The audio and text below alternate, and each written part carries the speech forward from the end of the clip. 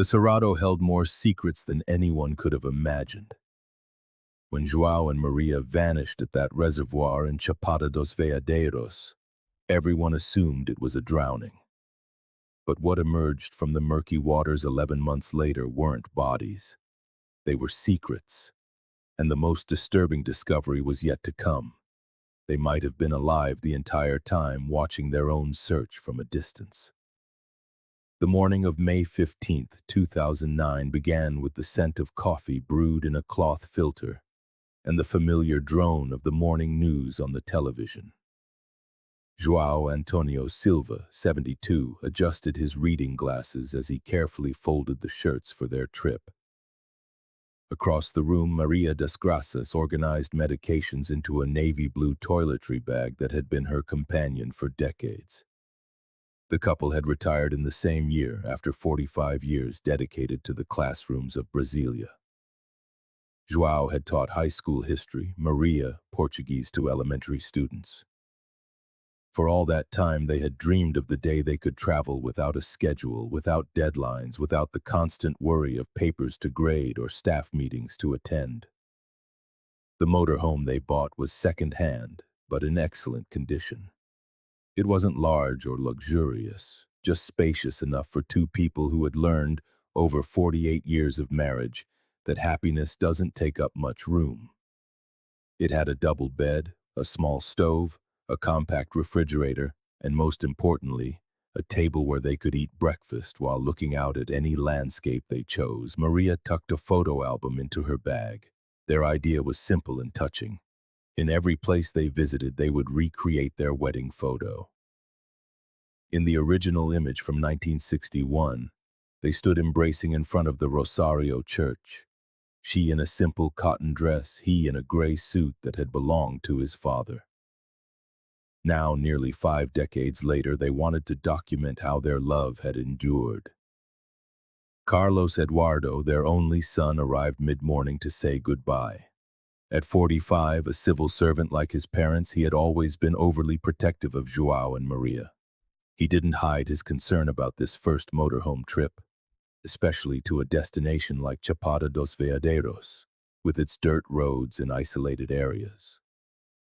Over coffee, João showed him the map, pointing out the places they intended to visit.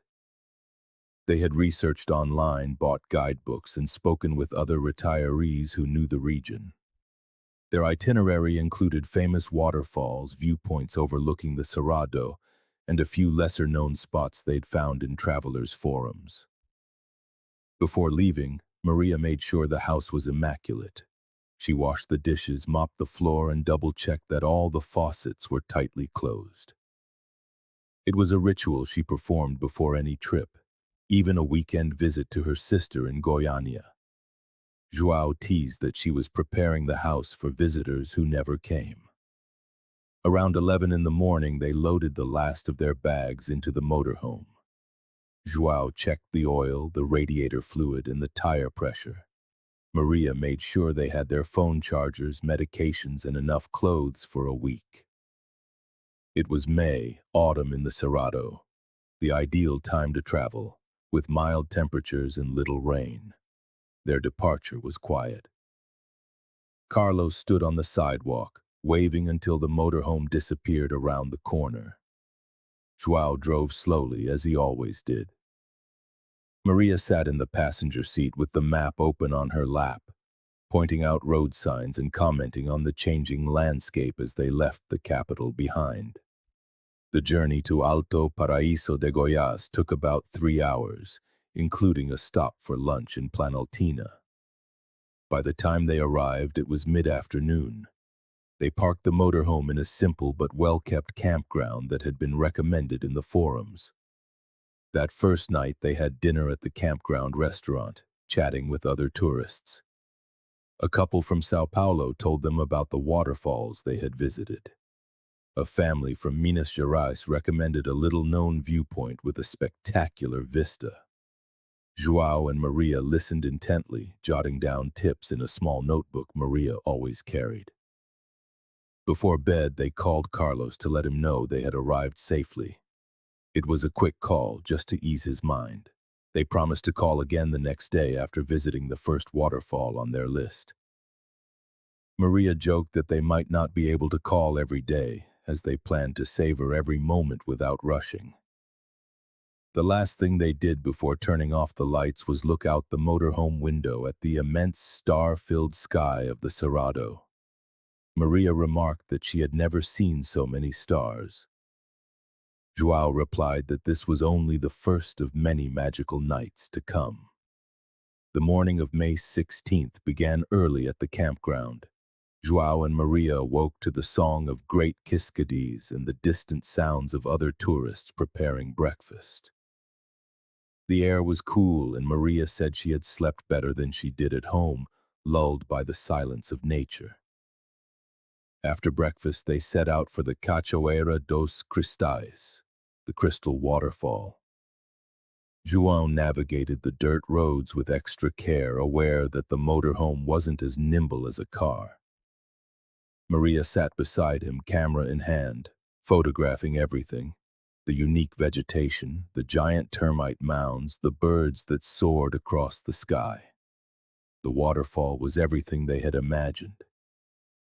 Water plunged from a height of about 20 meters into a natural pool of crystalline water. There were other tourists, but it wasn't crowded. They found a shady spot under a tree for the picnic they had packed. It was there they took their first photo to recreate the wedding pose. Maria asked a young woman to take the picture. They stood, smiling and embraced, with the waterfall in the background. She said this photo would be treasured forever, placed right beside the original from 1961. João replied that there would be many more to come. They spent the entire afternoon there. João waded into the icy water while Maria preferred to stay in the shade reading a book. Around 5 o'clock, they returned to the campground, tired but happy. On their second morning, May 17th, the plan was to visit Vale da Lua, the Valley of the Moon, a rock formation famous for its stones sculpted by erosion. They left early, but on the way they stopped in a small village to talk with the locals, a habit of theirs. They loved to meet people, hear their stories, and understand life in places so different from the capital. It was in one of these conversations that they learned of the Reservoir. The owner of a small roadside bar, a man in his 60s, told them of a beautiful little-known spot, perfect for fishing and enjoying the silence. It was on private property, but the owner allowed visitors as long as they respected nature. The man sketched a small map on a napkin. He explained that the reservoir was fed by a stream that never ran dry, and though the water was dark from the vegetation, it was clean and safe. There were flat areas along the bank, perfect for parking a motorhome and spending the night under the stars. The idea intrigued Maria. She had always loved quiet places, far from the crowds. João agreed, but suggested they visit the Valley of the Moon first as planned and save the reservoir for the next day. The Valley of the Moon exceeded their expectations. The rock formations created an almost lunar landscape. They walked the trails, rested in the shade, and took dozens of photos. Maria said it felt like another planet. João joked it was like traveling through time. That evening, back at the campground, they told other guests about the reservoir they had discovered. A retired couple from Rio de Janeiro remarked that they, too, preferred isolated spots. A family from Belo Horizonte warned them to be careful on quiet rural roads, but agreed that the most remote places were often the most beautiful. This story, however, is only just beginning, and the most disturbing revelations are yet to come. On the morning of May 18th, they woke up excited to see the reservoir. Maria prepared a hearty lunch of sandwiches, fruit, and homemade cookies. João checked the fuel and water, making sure they had everything they would need for several hours in an isolated location. They left the campground around 9, following the directions on the makeshift map. After about 15 kilometers on the main paved road, They turned onto a dirt track that led into the rural property. João drove slowly, navigating the rocks and ruts with care. The landscape was breathtaking. The Cerrado stretched as far as the eye could see, dotted with gnarled trees and termite mounds. There were no houses, only nature in its purest form. Maria said it was exactly the kind of place they had always dreamed of finding. Beautiful, silent, and untouched. After 30 minutes on the dirt road, they saw it. The reservoir was smaller than they had imagined, but had a special charm. The dark water reflected the blue sky and white clouds. A flat shaded area on the bank was perfect for the motorhome. João parked under a leafy tree while Maria walked to the water's edge, admiring the tranquility. The water was still, rippled only by a gentle breeze. The silence was broken only by birdsong and the distant hum of insects. They set up a simple camp for the day, folding chairs, a small table for their lunch, and a cooler with cold drinks. João wondered aloud why the place wasn't more popular. Maria replied that perhaps it was better this way, preserved from the crowds. They spent the morning exploring the area. The property seemed abandoned, with no recent signs of activity. An old fence marked the reservoir's boundary, but beyond that the vegetation grew wild. Maria took many photographs, the reflection of the clouds on the water, João fishing with an improvised rod, and the two of them together, recreating their classic wedding pose with the reservoir as the backdrop. She said these would be the most special photos of the trip, capturing not just the beauty of the place, but the sense of peace they felt. Around noon they had lunch under the tree. João opened a cold beer and they toasted the first days of the adventure they had planned for so long.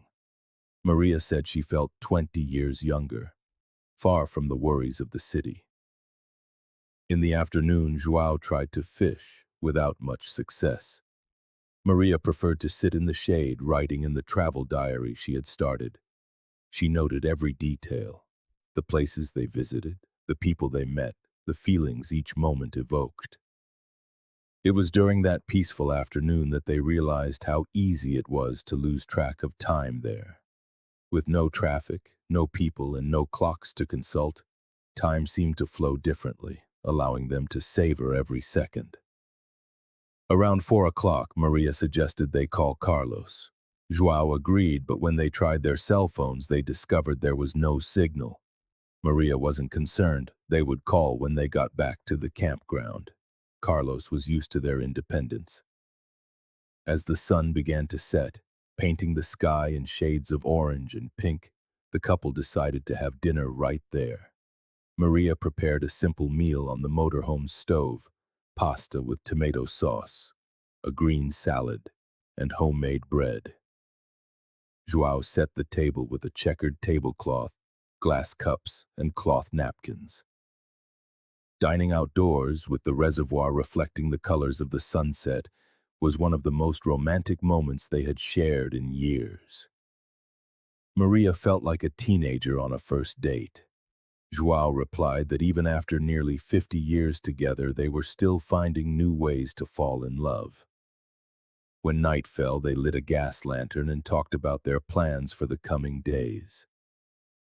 They wanted to see more waterfalls, visit local communities, and perhaps find other secluded spots like this one.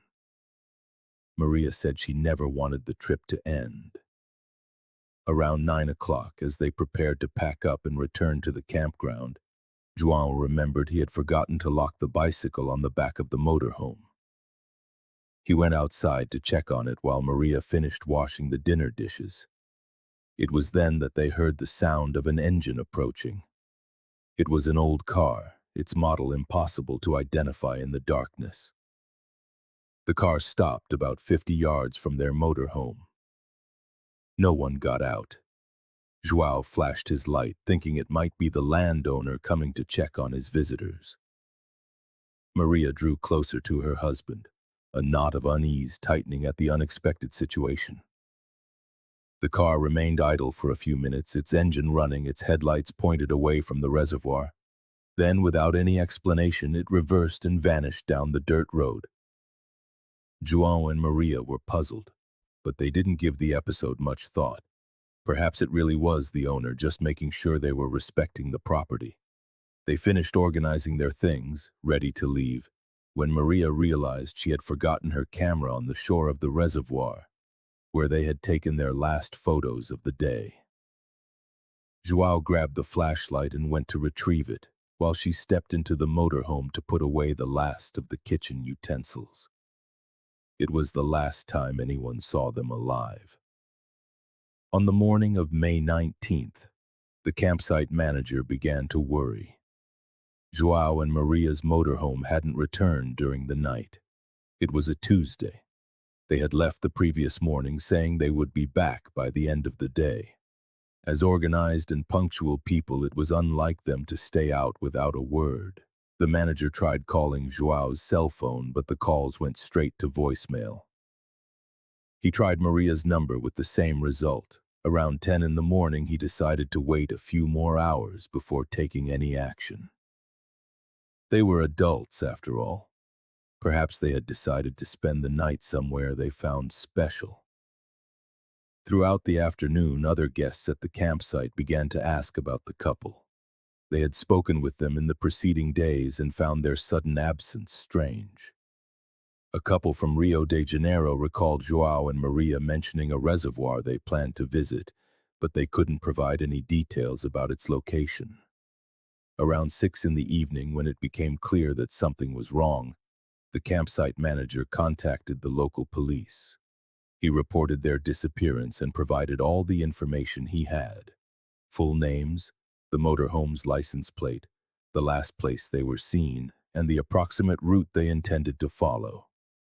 Delegate Marcos Enrique, head of the Alto Paraíso Police Department, was accustomed to cases of tourists getting lost in the region. The Chapada dos Veadeiros received thousands of visitors each year, and occasionally some found themselves in difficult situations. Cars stuck in the mud, people lost on trails, accidents at waterfalls. But complete disappearances were rare. On the morning of May 20th, a search team began to patrol the region's roads, looking for the motorhome. They visited the most well-known waterfalls, spoke with the owners of inns and campsites, and questioned local residents about any possible sightings of the vehicle. It was a municipal employee who worked maintaining the rural roads who found the motorhome. It was parked on the shore of the reservoir, exactly where João had left it the night before. The employee noticed the vehicle had been in the same spot for more than a day and decided to check if there was a problem. When the search team arrived at the reservoir, they found a scene that left them perplexed. The motorhome was intact, locked, with no signs of violence or a break-in. But João and Maria were simply not there. Their clothes, documents, money, and cell phones, everything was stored normally inside the vehicle. An outdoor table was set for dinner with clean plates, glasses, and cutlery arranged on a checkered tablecloth. There were unlit candles, folded napkins, and a bottle of wine that had not been opened. It looked as though they had prepared for a romantic meal that never happened. Inside the motorhome, investigators found their personal belongings organized as if the owners were expected back at any moment. The beds were made, the clothes folded in the closet, the toiletries lined up in the bathroom. There were no signs of a struggle, of haste, or of desperation. What intrigued the investigators most was finding Maria's wedding ring on the kitchen sink, next to the soap she used for washing dishes. Maria never took off her ring, not even to clean the house or cook. It was a habit of nearly 50 years of marriage, a fact confirmed by everyone who knew her. The only concrete clues were footprints in the soft earth at the reservoir's edge. They clearly belonged to two people, one with a larger print consistent with the dress shoes João often wore, and a smaller one, from the type of sandals Maria preferred for walking. The footprints led from the area where the motorhome was parked down to the water's edge. The problem was, the tracks only went one way. There were no prints leading back. It was as if João and Maria had walked to the shore and simply vanished. The water was calm, showing no signs of recent disturbance, but it was too dark to allow any view of the bottom. Delegate Marcos Henrique requested a dive team from the Goiânia Fire Department. The reservoir was approximately 6 meters deep in its center, with murky water due to the decomposition of leaves and branches on the bottom. Underwater visibility was practically zero, making any kind of search difficult. For 3 days, the divers scoured the entire reservoir. They used sonar equipment to map the bottom. They conducted systematic dives covering every square meter of the submerged area. They found branches, rocks, and old trash, but no sign of João or Maria. The investigation expanded to the surrounding roads. Teams covered hundreds of kilometers of dirt tracks. They talked to farmers, rural property employees, and workers who traveled through the area. No one had seen the couple after the afternoon of May 18th, when they left the campsite. Carlos Eduardo arrived from Brasilia on the second day of the search, frantic, unable to comprehend what had happened to his parents. He knew João and Maria better than anyone and was certain they would never leave their belongings behind, especially the ring, which was Maria's most precious possession. For the first few weeks, Carlos practically lived in the region, participating in every search, speaking with investigators and offering a reward for information. He quit his job in Brasilia and dedicated all his time and resources to finding his parents. But as the days passed without a breakthrough, hope began to curdle into despair. 3 months after the disappearance, Carlos Eduardo had exhausted all official search possibilities. The police kept the case open but had few resources to dedicate to such an extensive investigation in a vast region. The firefighters had already swept the reservoir multiple times without finding any trace of the bodies. That was when Carlos decided to hire a private team specializing in diving and recovery. They were professionals from São Paulo who had worked on similar cases with equipment more modern than what was available locally. Carlos sold his own car and took out loans to pay for the team's services. The new search lasted 2 weeks. The professional divers brought high-definition underwater cameras, more precise sonars, and powerful lighting equipment to penetrate the water's darkness. They mapped not only the main reservoir but also all the connected streams and pools on the property. The results were frustrating. Apart from the objects already found in the initial searches, nothing new was discovered. The team confirmed there were no bodies at the bottom of the reservoir, nor any personal items that might have belonged to João and Maria. It was as if they had simply evaporated at the water's edge. One of the professional divers, with over 20 years of rescue experience, remarked to Carlos that he had never seen such an intriguing case. Usually, when people disappeared in bodies of water, there were always clues left behind. Clothing, shoes, personal items that came loose during a drowning. Here, there was absolutely nothing. During the 6th month of the search, Carlos began to investigate other possibilities. He spoke with longtime residents of the area, visited neighboring properties, and tried to track down who else frequented those rural roads. It was then that he discovered the area around the reservoir had been the site of suspicious activities in the past. A local farmer recounted that, years earlier, the property had been used for illegal activities. He couldn't specify what exactly, but he mentioned that strange cars would drive through the area at night, always with people who weren't from around there. The farmer never reported it, fearing retaliation. This information led Carlos to consider the possibility that his parents had witnessed something they shouldn't have. Perhaps the car they saw on the night of their disappearance didn't belong to a curious landowner, but to people involved in criminal activities who wanted no witnesses.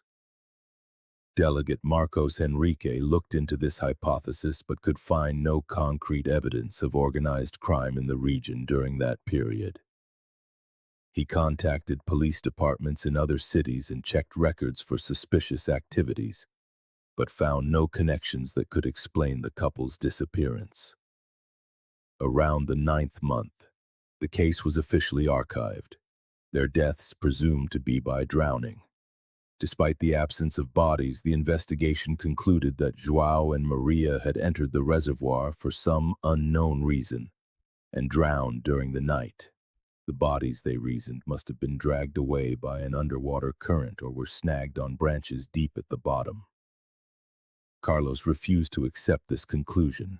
He hired a lawyer to keep the case active and continued to conduct private searches whenever he had the resources. He visited the reservoir at least once a month, always hoping to find some clue that had been overlooked. During these months, Carlos discovered details about his parents' lives that surprised him. Speaking with neighbors and former colleagues, he learned that Maria had shown signs of anxiety in the weeks leading up to the trip. A neighbor mentioned that Maria had asked about home security systems, something that had never interested her before. A former colleague of João's from the school where he taught recalled that he had asked strange questions about changing one's name and identity documents. At the time, the colleague thought it was just academic curiosity, as João taught history and was always interested in bureaucratic matters. But now, in light of the disappearance, those questions took on a different meaning. Carlos also discovered that in the week before their trip, João had withdrawn 30,000 reais in cash from the couple's bank account. It was a significant amount for someone living on a retiree's salary. When he questioned the bank manager, he learned the withdrawal had been made in person by João, with no specific reason given. This discovery opened a new line of investigation. Carlos began to suspect that his parents had been facing some kind of trouble they had chosen not to share with him. Perhaps a debt, blackmail, or a threat that had forced them to take drastic measures. He reviewed all his parents' accounts, examined bank statements, and checked the mail they had left at home. He found no evidence of debt or financial problems, but he confirmed that the withdrawn money had not been spent before the trip. The 30,000 reais had simply vanished along with João and Maria. The only concrete discovery from this period was a notebook Maria had kept hidden in a bedroom drawer. Carlos found it by chance while organizing his parents' belongings. In it, Maria had jotted down unidentified phone numbers, addresses in distant cities, and names of people Carlos didn't know. He tried calling the numbers, but they were all out of service or no longer existed. The addresses corresponded to houses that had been demolished or sold years earlier. The names did not appear in any of his parents' address books or contact lists. It was as if Maria had been researching people and places that were no part of the couple's normal life. April of 2010 brought one of the most severe droughts the region had faced in decades. Reservoir levels plummeted. Streams dried up completely, and many ponds were reduced to a fraction of their normal capacity. The reservoir where João and Maria disappeared lost nearly 4 meters of depth, revealing areas of the bottom that had been submerged for years. Sebastião Ferreira, the owner of a neighboring farm, was testing a new drone he had bought to monitor his cattle when he decided to fly it over the reservoir area. It was a simple device, but with a good quality camera that allowed him to survey large tracts of land in a short time. It was during this test flight that Sebastião noticed something strange at the bottom of the reservoir. In the images captured by the drone, 2 cylindrical objects appeared, partially buried in the gray mud exposed by the drought. They were too large to be branches or natural rocks, and their shape was too regular to be common debris. Sebastião took the images to Delegate Marcos Henrique, who immediately organized a team to investigate. With the water level so low, It would be possible to reach the objects by walking through the mud without the need for divers. It was the first concrete lead related to the reservoir since the couple's disappearance 11 months earlier. The recovery operation was organized for the following morning. In addition to local police, firefighters from Goiânia and forensic technicians participated. Carlos Eduardo was notified and arrived from Brasilia the night before, his hopes, which had faded months ago, now renewed. When the team arrived at the reservoir, the scene was striking. The drought had completely transformed the landscape. What was once a mirror of water surrounded by green vegetation now resembled a desert of cracked mud. The objects were visible to the naked eye, about 50 meters from the original shoreline. Getting to them was more difficult than they had imagined. The mud was extremely sticky, sucking at their boots and making every step a struggle. The team had to use ropes and wooden planks to create a safe path to the objects without risking getting stuck. The first object was hoisted with great difficulty. It was a 200-liter metal drum, incredibly heavy even for 5 men to carry. It was sealed with a robust industrial padlock, the kind used on storage units and warehouses. The metal surface showed signs of corrosion from the water, but the padlock was surprisingly well preserved. The second object was similar to the first, another metal drum, the same size, also sealed with an identical padlock. Both were partially buried in the clay, as if immense weight had been used to ensure they would sink and remain at the bottom. The discovery sent a stir of excitement through the team. After nearly a year without a single lead, they finally had something tangible to investigate. The drums were transported to the police station, where they would be opened in the presence of witnesses and forensic experts. Carlos followed the entire process, his mind vacillating between hope and a chilling terror of what might lie within those containers. A part of him longed to finally find answers about his parents' fate, but another part dreaded a discovery that would confirm his worst fears. The first drum was opened with special equipment to avoid damaging any potential evidence. When the padlock was removed and the lid pried open, the contents surprised everyone. There were no bodies, as many had expected. Instead, they found personal belongings carefully arranged. Inside the first drum, wrapped in plastic for protection against moisture, were the clothes João and Maria had been wearing on the day they disappeared. João's light blue shirt, Maria's floral blouse, their trousers, their shoes, even their underwear. Everything was clean and neatly folded, as if someone had been packing a suitcase for a trip. Alongside the clothes were João's glasses, the watch he never took off his wrist, and the gold chain Maria had received as a wedding gift. There was also João's wallet, with all his documents and the cash he'd been carrying, and Maria's handbag with her personal effects. The second drum contained items that were even more intriguing. There were new blankets still bearing their store tags, canned food with long expiration dates, gallons of drinking water, flashlights, batteries, and even a small portable stove. It was as if someone had prepared supplies for a long stay in an isolated place. But the most disturbing item lay at the bottom of the second drum. A handwritten note, protected inside a transparent plastic bag. The trembling script read simply, "There was no other choice. Forgive us. Take care of each other." It was unsigned, but the handwriting looked like João's. The discovery of the drums created more questions than answers. If João and Maria were dead, who had placed those objects in the reservoir? If they were alive, why had they staged their own disappearance?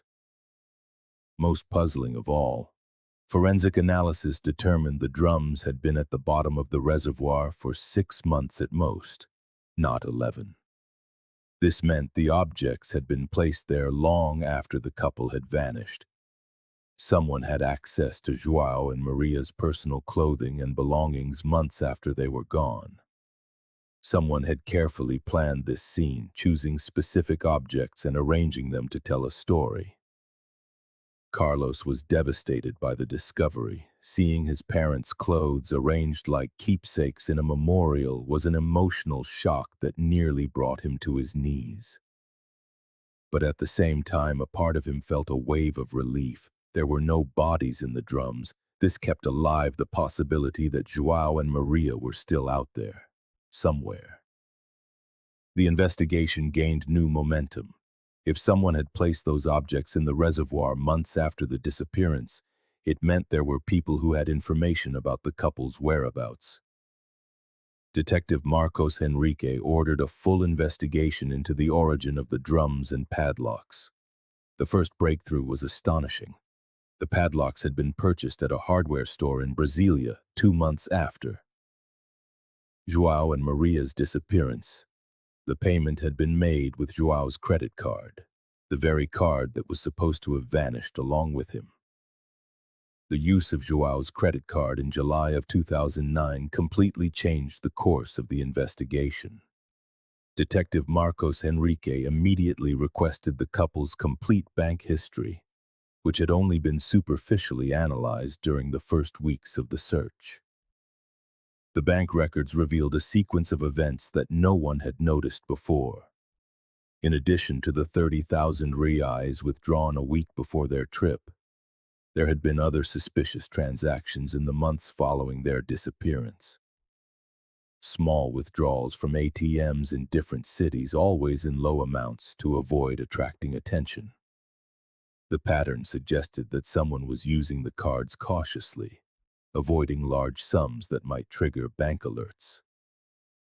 The withdrawals took place in Brasilia, Goiânia, and Anápolis, always spaced several weeks apart, as if carefully planned to leave no obvious trail. Carlos requested access to the security footage from the ATMs where the withdrawals were made, only to discover that most of it had been discarded after 6 months as per standard bank policy. Only 2 recordings still existed, but the quality was so poor that a clear identification of the person was impossible. The hardware store where the padlocks were purchased provided more intriguing details. The clerk vaguely remembered the sale because they were high-security padlocks, expensive and specific for industrial use. The buyer was an elderly man with graying hair who paid in cash after his credit card was declined on the first attempt.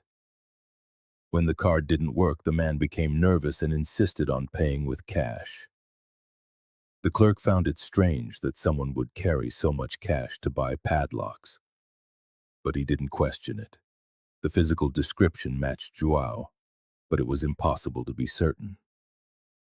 In August of 2009, 3 months after the disappearance, an unexpected witness came forward.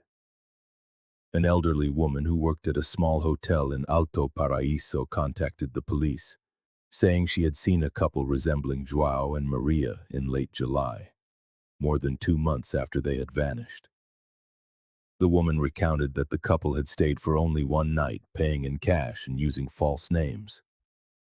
She found it odd because they were clearly educated, well-to-do people, but they seemed to be trying to avoid attention. They wore simple clothes and caps to obscure their faces, and they spoke in low voices. What most caught the employees' attention was their demeanor. They seemed nervous, constantly glancing around, and never left their room during the day. She only saw them at the reception desk during check-in and check-out. They paid their bill quickly and left before dawn. When shown photographs of João and Maria, the woman said there were similarities, but she couldn't be sure they were the same people. The couple she saw had seemed thinner, with a weathered appearance, as if they had been through a great deal of recent stress. This possible sighting led the police to investigate other hotels and inns in the region.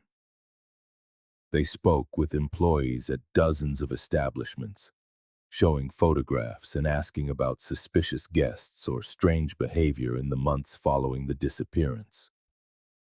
3 other establishments reported similar situations. Elderly couples who arrived without reservations, paid in cash, stayed for a short time and avoided contact with other guests. The descriptions varied, but they all included elements that could correspond to João and Maria trying to go unnoticed. One recurring detail caught the investigators' attention. In every account, the man was said to walk with a slight limp in his right leg. João had suffered a knee injury years earlier while playing soccer at the school where he worked, and he did indeed have a subtle limp that became more pronounced when he was tired. The investigation expanded to other regions. If João and Maria were truly alive and in hiding, they could have moved to places far from Chapada dos Veadeiros.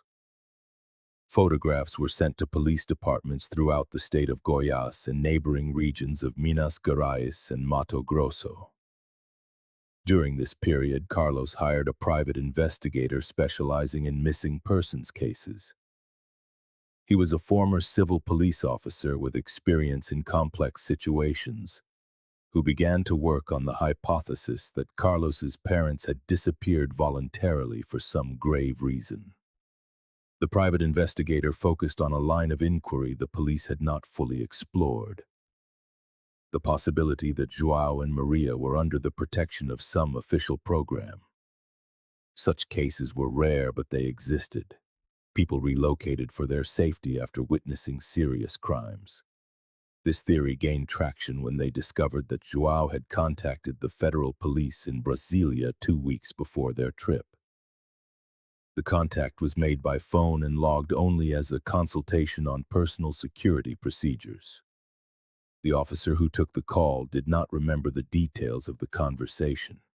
Attempts to get more information from the federal police ran into a wall of confidentiality protocols.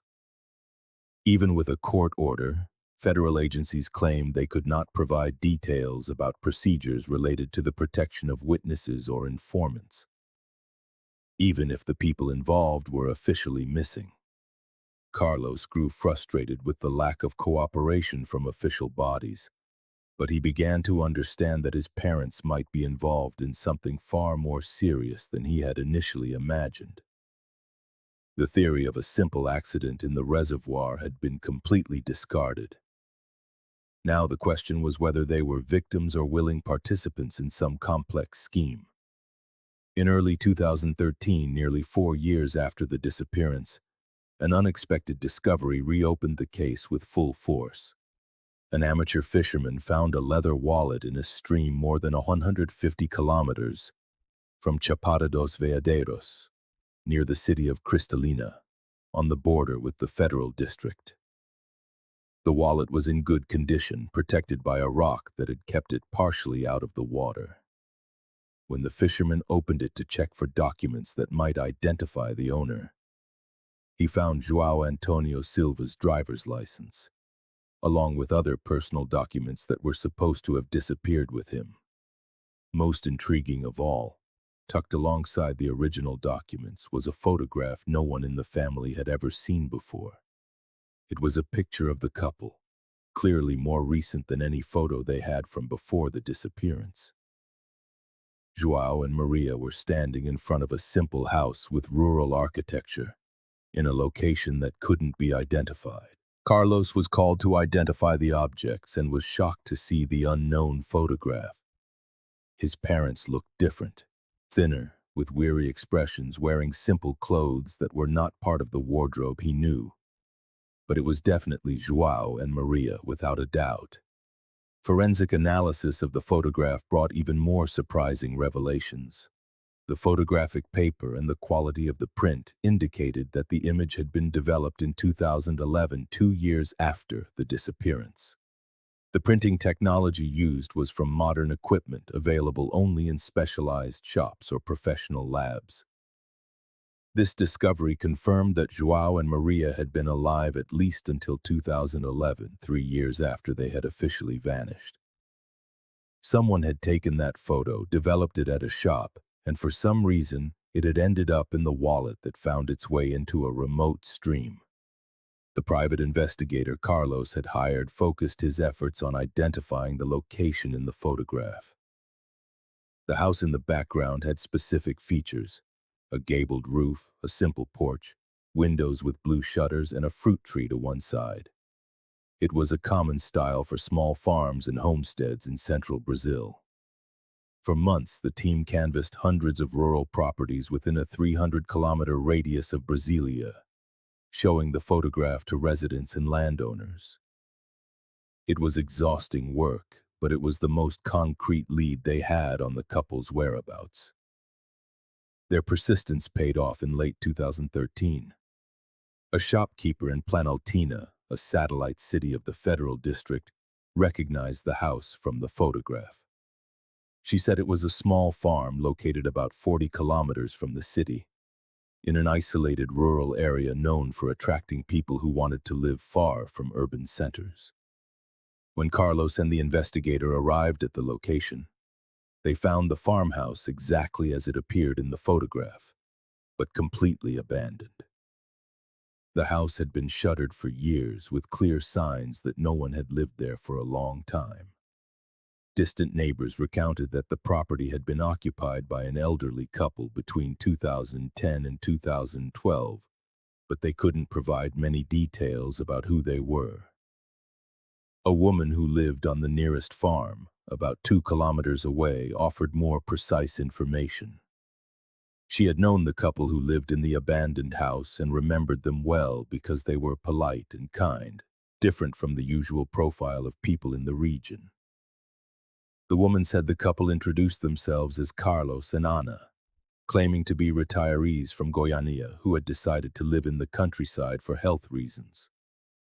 She would occasionally visit them, bringing fresh eggs and produce from her garden, and they always received her with warmth.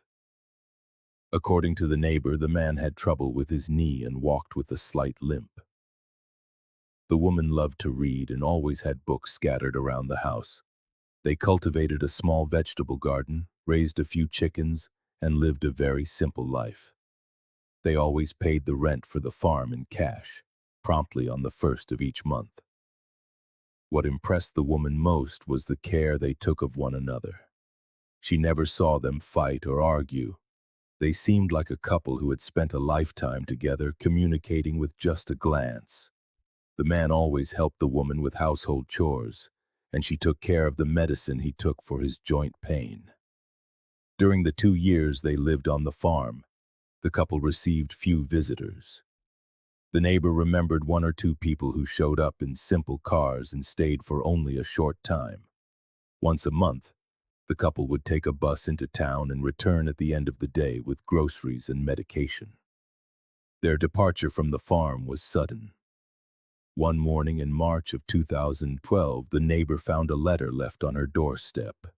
It was a simple farewell, thanking her for her friendship and explaining that they had to leave to care for a sick relative in another state. They never came back. The woman had kept the letter for years, thinking they might one day return. When she showed the paper to Carlos, he immediately recognized his father's handwriting. It was the same handwriting, the familiar slant of his father's script from notes left around the house, from grocery lists, from the annotations in the history books he used for teaching. The confirmation brought a storm of contradictory emotions to Carlos. On one hand, there was the profound joy of knowing his parents were alive, at least until 2012. On the other, the sharp pain of discovering they had chosen to live in hiding, using false names without ever trying to contact the son who was desperately searching for them. The discovery of his parents' secret life on that small farm left Carlos emotionally devastated, yet it also hardened his resolve. He had to understand the reasons behind their elaborate charade.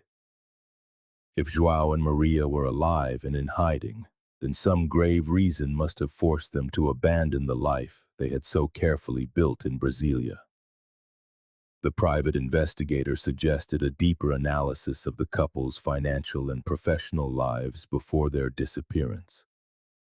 Perhaps there were hidden debts, entanglements with dangerous people, or situations Carlos knew nothing about. It was necessary to dig deeper into João and Maria's recent past.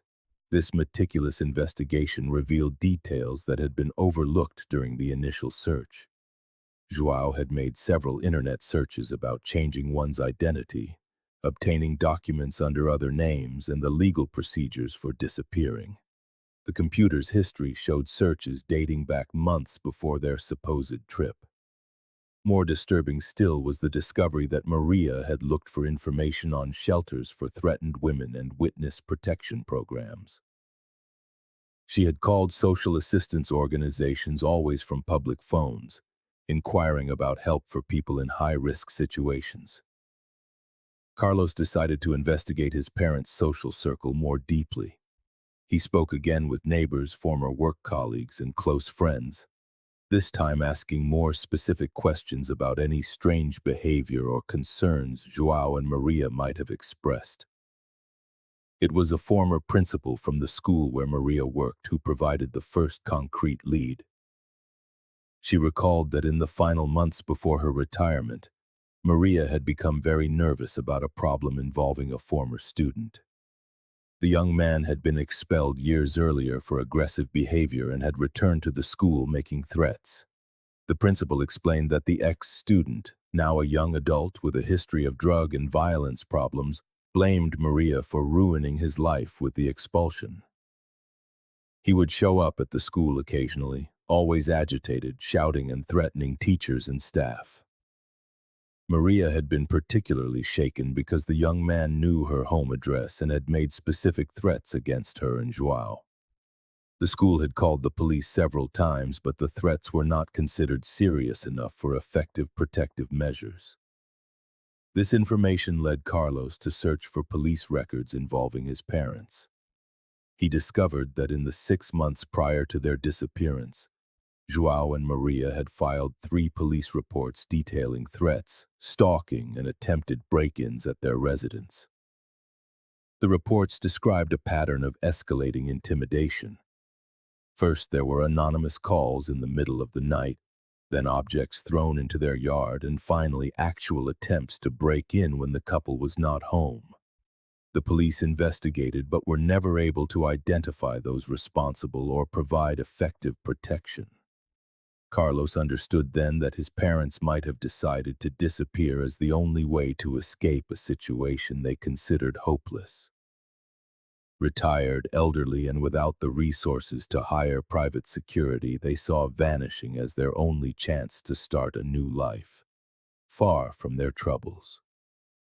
The theory gained more weight when Carlos discovered that the young man who had threatened Maria was arrested for drug trafficking just 2 months after the couple's disappearance.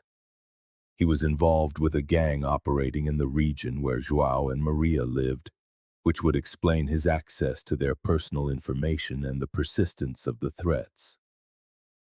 Throughout 2014, Carlos tried to locate people who might have helped his parents disappear.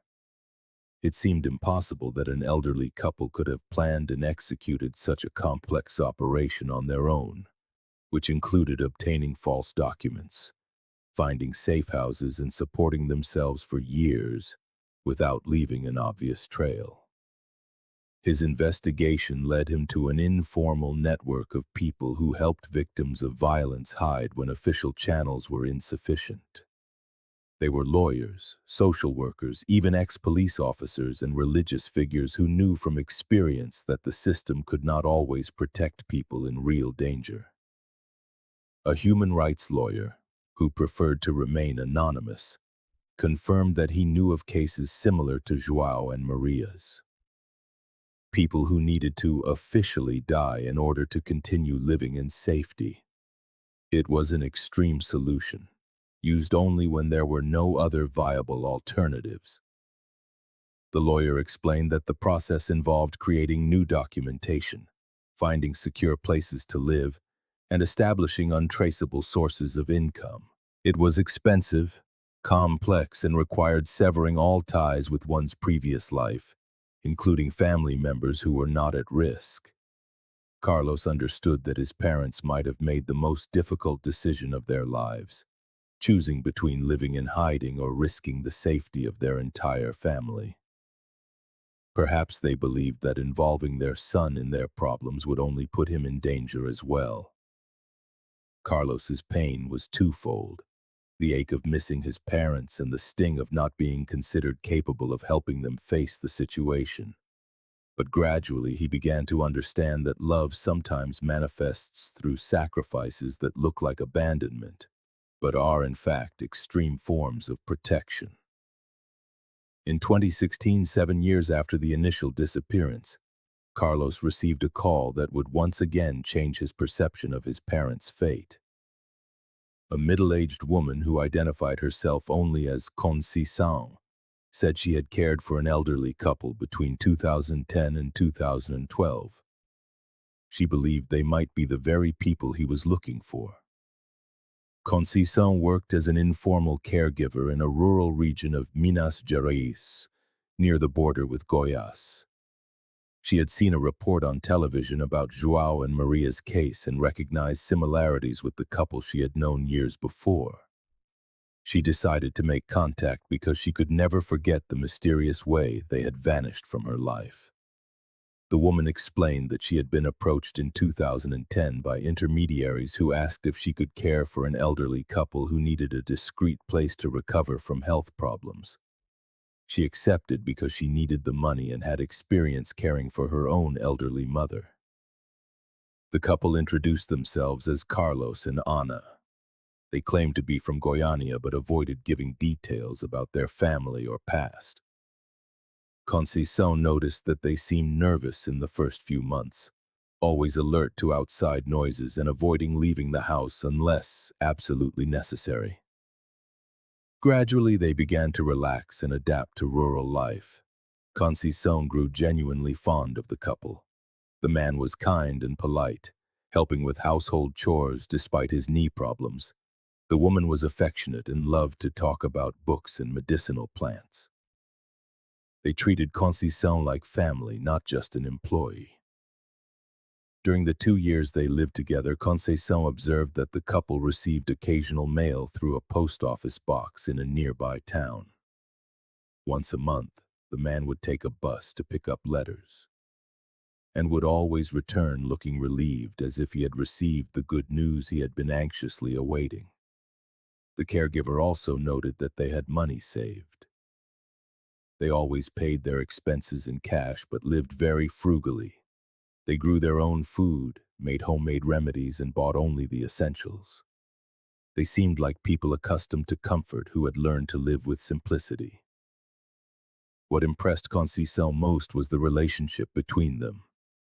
After decades together, they still showed genuine affection for one another.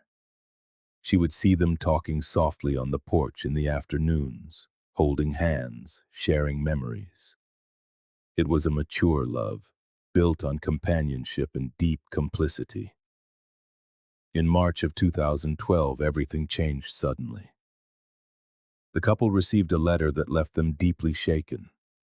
Conceição noticed they became restless, conversing in whispers, making what seemed to be difficult decisions. 3 days later, they announced they had to leave immediately. The farewell was emotional. They sincerely thanked Conceição for her care, paid her a generous bonus, and said goodbye as if they knew they would never see each other again. The woman cried and the man was visibly moved, but both seemed determined to leave. They left a letter for Conceição thanking her and explaining that they needed to care for a sick relative in another state. They promised to write when they could, but she never heard from them again. The house was left empty and Conceição returned to her hometown, always wondering what had happened to the couple she had grown to love. When Carlos showed photographs of João and Maria to Conceição, she confirmed without hesitation that they were the same people she had known as Carlos and Ana. The descriptions matched perfectly. The way João held his coffee cup, Maria's habit of folding clothes in a specific way, even small mannerisms that only someone who had lived intimately with them could know. Conceição still had a medical prescription the man had forgotten before he left. It was for arthritis medication prescribed in the name of Carlos, but the handwriting on the paper was identical to the notes João used to make in the textbooks Carlos kept as mementos. The discovery that his parents were alive, at least until 2012, brought Carlos both relief and anguish. On one hand, it confirmed that they had managed to rebuild a life, even finding affection and care in the person of Conceição. On the other, the mystery of what happened after 2012 remained unanswered. Carlos traveled to Minas Gerais to see the house where his parents had lived. It was a simple structure, but with a cozy porch where two rocking chairs still sat, the ones Conceição said were the couple's favorites.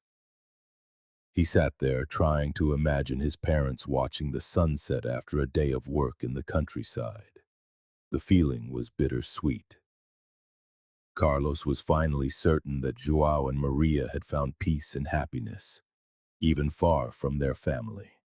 But he also understood that this happiness had ended abruptly in 2012, when some new threat or problem had forced them to flee once again. The investigation into what happened to João and Maria after 2012 led Carlos to discover financial patterns that had gone unnoticed for years. Carefully reviewing their bank statements, he noted that small cash withdrawals continued to occur sporadically until 20, always in low amounts and in different cities. More intriguing still was the discovery that, starting in June 2010, an anonymous deposit of 50 reais was made every year to the account of a nursing home in Brasília, where Maria had done volunteer work before her retirement. The deposits always occurred on June 15th, the couple's wedding anniversary, and ceased abruptly in 2016.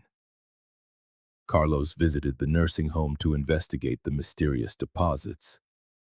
The director remembered Maria well, who had volunteered there for years, helping illiterate seniors write letters to distant relatives. It was work Maria adored, considering it an extension of her calling as a teacher. The annual deposits always came with a simple note: for those who have no family. There was never any identification of the sender, but the director suspected it was from a relative of Maria's who knew of her affection for the abandoned elderly. The 50 reais were used to buy small birthday gifts for the residents who never received visitors. The discovery of these annual deposits gave Carlos the certainty that at least one of his parents was alive between 2010 and 2016. It was the kind of gesture Maria would make. Even while living in hiding, she would find a way to continue helping the people who had always been in her heart. Throughout 2016, Carlos intensified his search with the help of social media and television programs. The story of João and Maria gained national attention, with thousands of people sharing photographs and information. Dozens of possible leads emerged, but none were confirmed as genuine.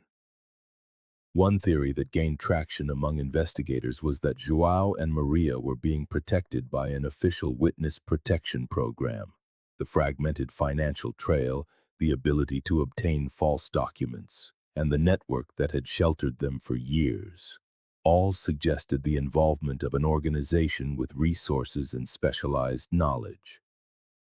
Carlos tried to contact federal authorities but always ran into the same formal responses. Information about witness protection could not be disclosed even to family members.